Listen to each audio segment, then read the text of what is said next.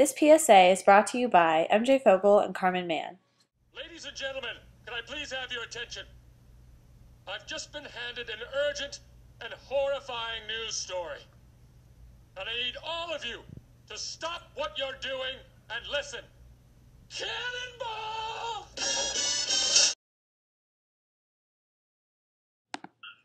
The Chesapeake Bay, home to one of the most popular species of crab and one of the most successful commercial fisheries in the U.S.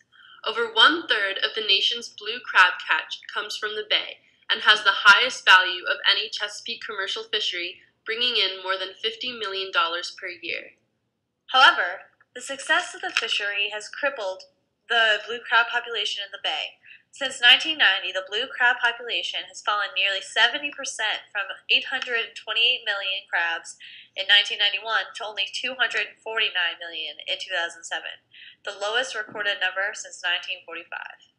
The blue crab stock remains above the overfished threshold, yet the fishermen refuse to acknowledge their part in the dangerously low blue crab levels.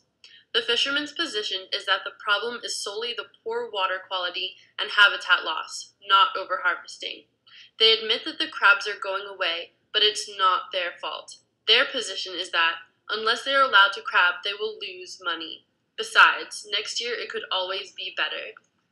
Yet, it hasn't been better for almost 2 decades, and fishermen continue to dredge the bay in winter when the crabs are hibernating to exceed the mandated crab limits on boats and fish year-round, regardless of the crab molting schedule.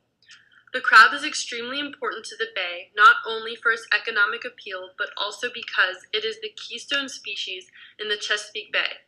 A keystone species has an enormous impact on the ecological community it lives in, because it affects so many other of the organisms in the ecosystem.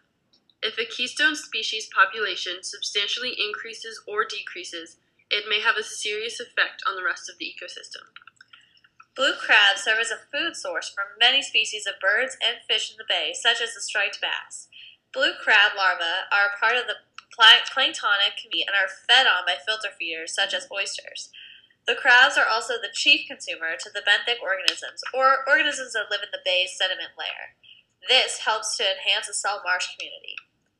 If blue crab levels are allowed to continue to decrease, it could destroy the Chesapeake Bay's ecosystem.